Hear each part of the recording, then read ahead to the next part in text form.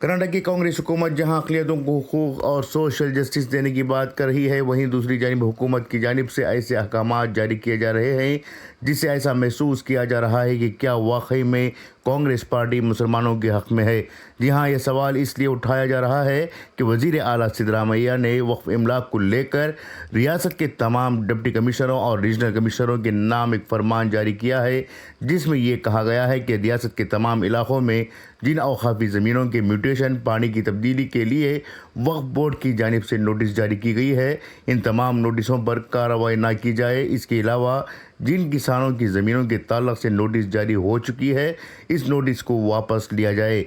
मतलब साफ है कि अगर किसी किसान ने वक्फ की ज़मीन पर ज़बरदस्ती कब्ज़ा जमा कर भी लिया हो तो वक्फ बोर्ड को हाथ पर हाथ रख कर बैठना होगा, और जिन किसानों ने वक्फ की ज़मीनों ने हड़प ली हैं वो अब उन्हें मालिक बना दिया जाएगा। हकीकत देखा जाए तो हुकूमत की जानिब से फरमान जारी करना चाहिए था कि वक्फ की ज़मीनों और किसानों की ज़मीनों के ताल्लुक़ से दोबारा सर्वे किया जाए, और अगर वाकई में डॉक्यूमेंट्स ये कहते हैं कि ये ज़मीनें वक्फ की हैं तो वक्फ बोर्ड के मातहत उन ज़मीनों को लौटाना होगा। और वक्फ बोर्ड ने ज़मीनों की किसानों की ज़मीनें ली हैं तो इसे किसानों को वापस लौटाने के लिए अहकामात जारी किए जाने चाहिए थे, लेकिन यहाँ खुलेआम ये फरमान जारी कर दिया गया है कि अगर हुकूमत के अहकामात पर अफसरान अमल नहीं करते हैं तो इनके ख़िलाफ़ क़ानूनी कार्रवाई की जाएगी।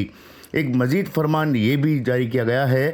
कि होम मिनिस्ट्री की जानिब से ये फरमान जारी हुआ है, जिसमें स्टेट इंटेलिजेंस ब्यूरो ने इस बात का हुक्म दिया है कि रियासत के तमाम अजला में जितने भी मदरसे हैं, इन मदरसों का जायज़ा लिया जाए और इन मदरसों को चलाने वालों का बैकग्राउंड चेक करते हुए इनकी तफसीलात इकट्ठा की जाए। ये सर्कुलर 7 नवंबर को स्टेट इंटेलिजेंस ने जारी किया है। दोनों अहकामात मुसलमानों की इमलाक, मुसलमानों के किरदार पर सवालात उठा रहे हैं। ऐसे में मुसलमानों के सो कॉल्ड लीडर्स इस पर क्या राय कायम करते हैं, ये देखना होगा। ब्यूरो रिपोर्ट, इनकलाब न्यूज़, बेंगलुरु।